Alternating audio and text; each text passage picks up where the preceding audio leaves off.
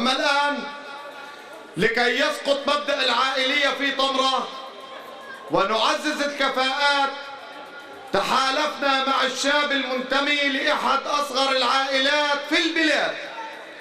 استثمرنا كفاءاته وطلاقة حديثه وقوة صوته وخبرته في العمل الميداني، وبايعنا ووضع يده في يدنا وجعلنا يد الله هي العليا.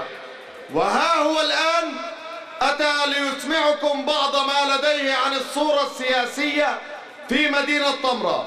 أدعو إلى المنصة المحامي لؤي اللباني لإلقاء كلمته، فليتفضل مشكورا.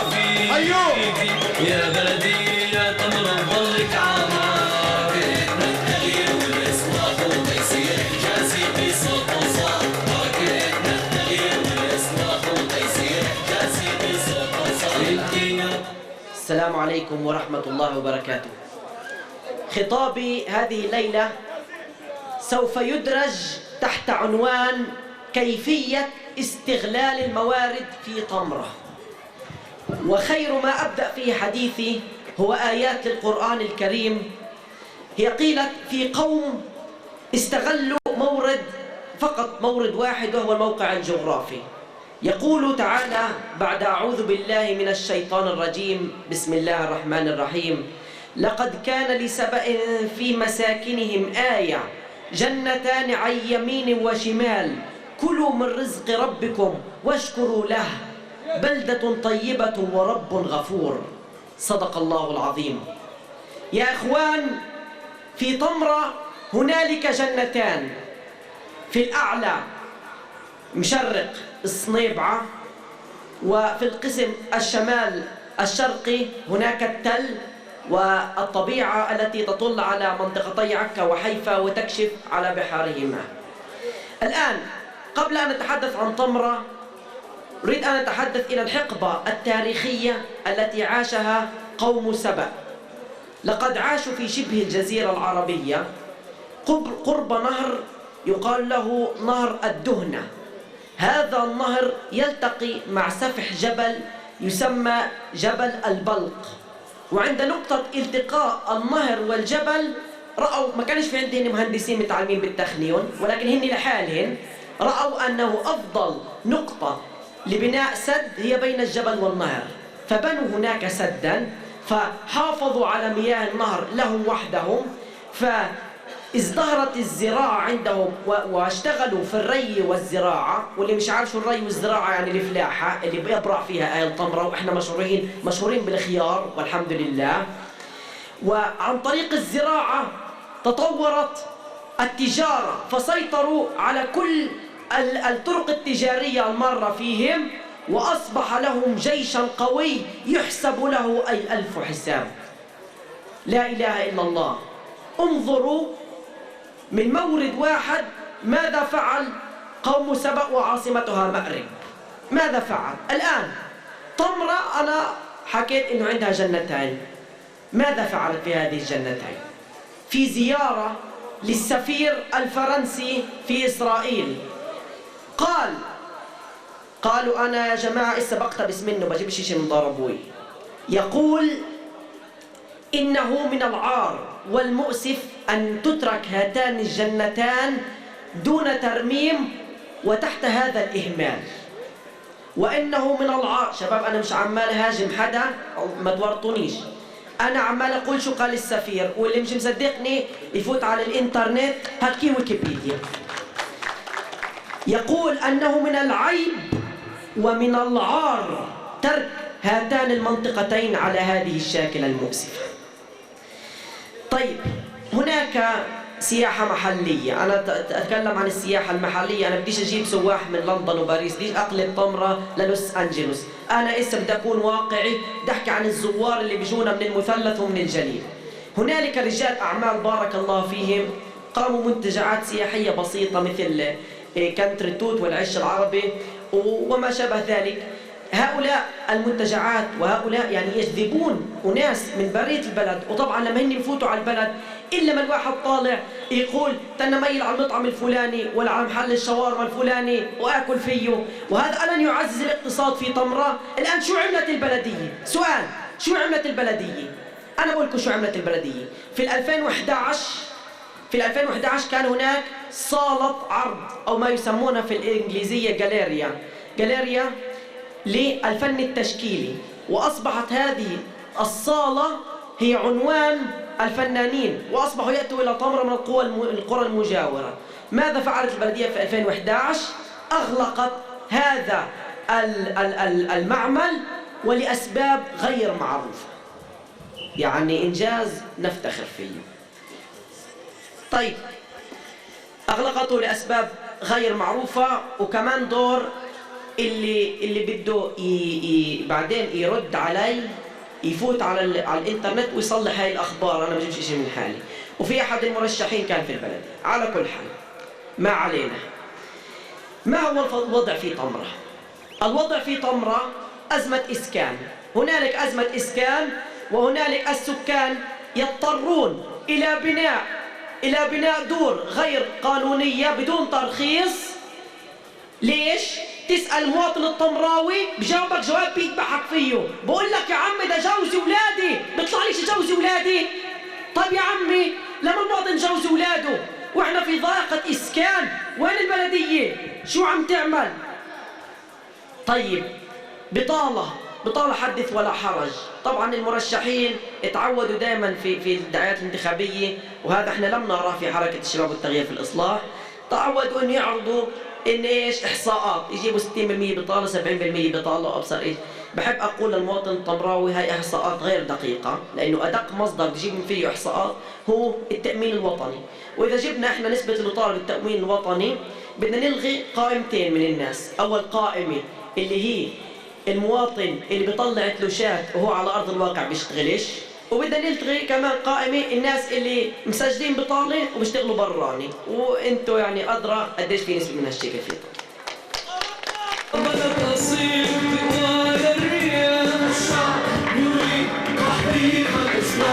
الشعب يريد تحقيق الإصلاح. يا طمرة يا أحلى. أقول للمرشحين الثمانية، وأستثني خيرهم الأخ تيسير حجازي، أقول لهم كفاكم تلاعبا بعقول الناس بأن تعرضوا لنا هذه الإحصاءات. هنالك عقل طمراوي يفكر. الآن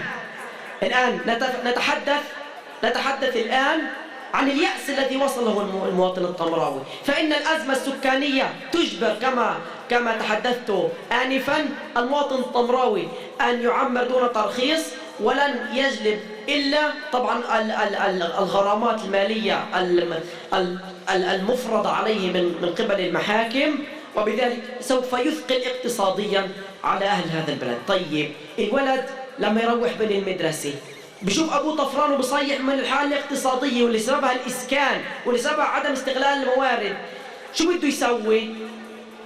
يعني شو بده يعمل الولد؟ يجد له وللأسف ملاذ أخير، وهي التدخين وجلسات الأرجيلة.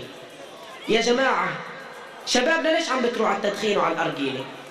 من الأزمة الاقتصادية. عمرك شفت واحد مكيف بنزل على الدخان؟ أنا ما شفتش، أنا ما سمعتش بهيك إشي. الأزمة دمرت صحة أولادنا. وين ودتنا هاي الأزمة؟ أنا اليوم تعلمت في طمرة، أنا ساكن في خالد الشريف، تعلمت في مدرسة البخاري الواقعة عند مركز الثقافة في الابتدائية، وفي الثانوية تعلمت بالخوارزمي في الحارة الفوقة. يعني أنا عاشرت كل أبناء طمرة تقريبا. طمرة يا إخوان فيها أجساد فتية، وكان على زمان لعيبة فوتبول. وين راحوا هاي اللعيبة؟ نزلوا على الدخان. يعني بسخنين، وأنا أقول سخنين سأقول لماذا. سخنين لولاد تخلق تعرف تلعب فوتبول؟ لا. ولكن ليش أنا بقارن طمرة بسخنين؟ أنا على فكرة اليوم جبت مثال سخنين، وراح أحكي عن سخنين عشان أقارنها في طمرة، ولأنها تشترك بكثير من الأمور. طمرة أول شيء نفس عدد السكان، ومش بلد يهودية. يعني كل رئيس بلدية بزبطش بيجي بقول لك إيه السياسة العنصرية. يا عمي أنا لا أنكر إنه سياسة عنصرية، ولكن يا رئيس البلدية تقول لنا السياسة عنصرية بتحد من توسع مسطح القرية. أنت ليش حاطينك؟ ليش حاطينك؟ ايش الكرسي يعني اسف على هذا التعبير، ولكن انا بحكي من حلقتي. في سياسه عنصريه، ولكن شو عملت يا ناس البلديه، يا اداره البلديه، شو عملتي عشان تتخطي هاي الازمه العنصريه؟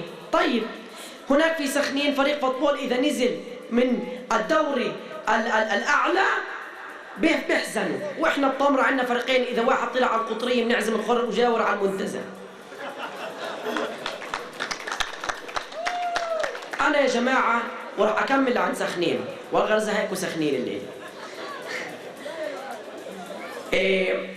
أنا كنت في سخنين ودخلت هنالك في محل تجاري اسمه سخنين مول، يعني اللي مش فاهم علي بيشبه كريون بيالك ولكن حد متواضع. غاد أنا قعدت قعدة محترمة وشربت كوباية عصير البرتقال. بتعرفوا قديش دفعت حقها؟ أنا بنساوش هاي الكوباية لأني دفعت حقها 17 شيكل يا جماعة. وبحكي عن برتقال، لا عن كيوي ولا عن باسيفلورا ولا عن فاكهه احنا ما سمعناش فيها، الحكي على برتقال هذا اللي عندنا الشجره عندنا ببلاش.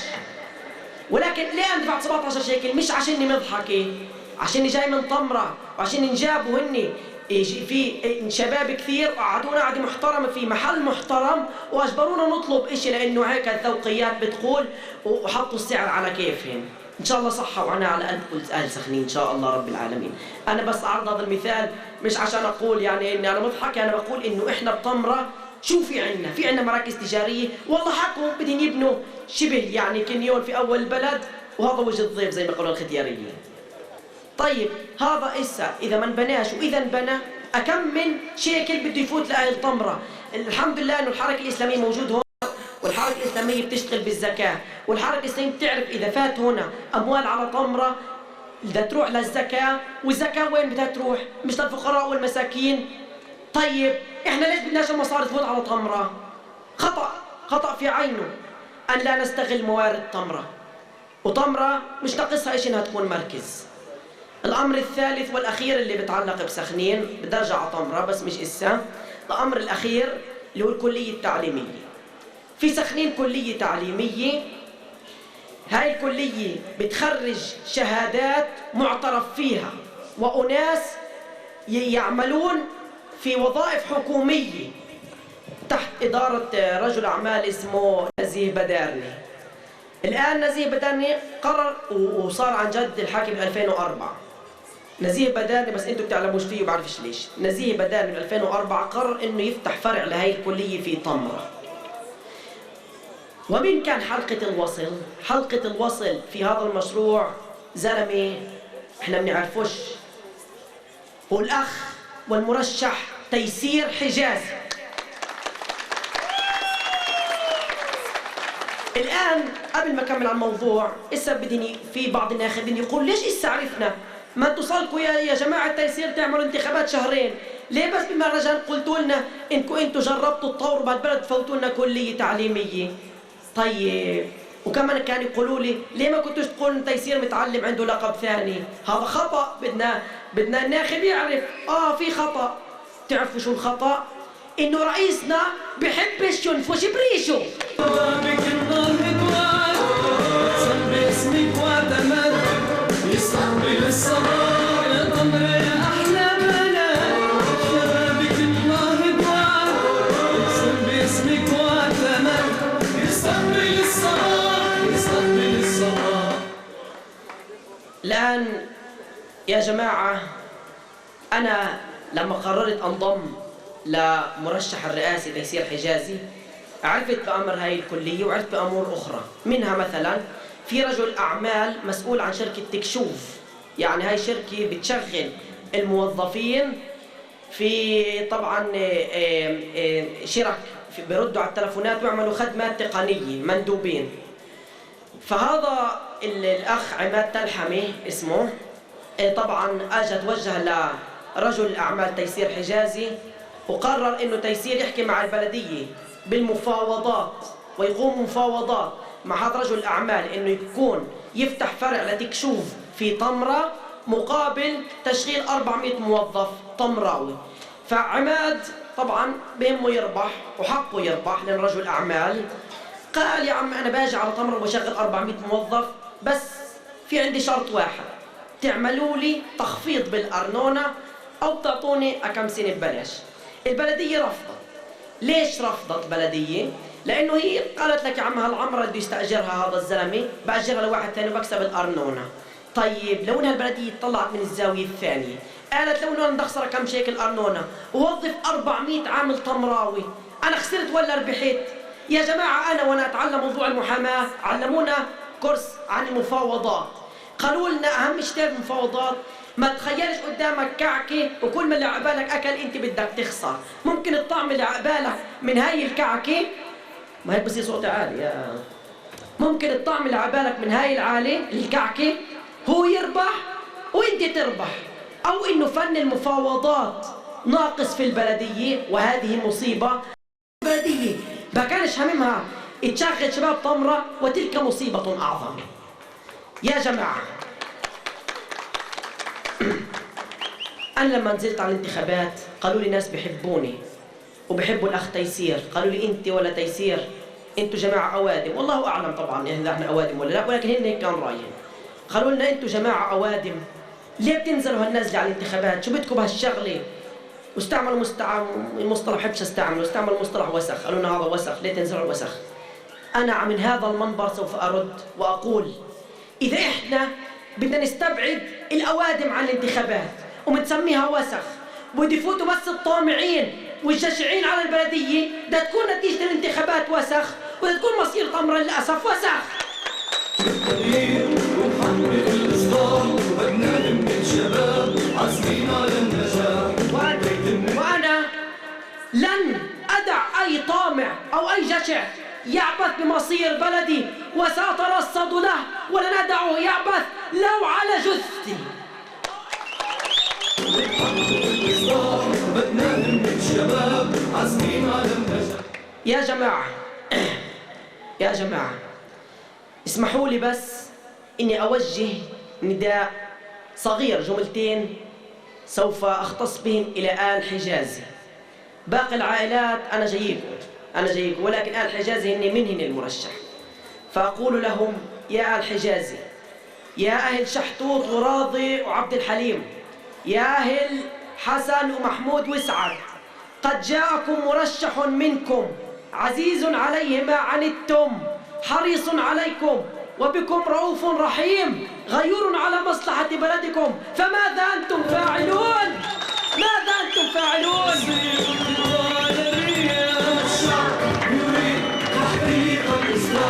الشعب يريد تحقيق الإصلاح.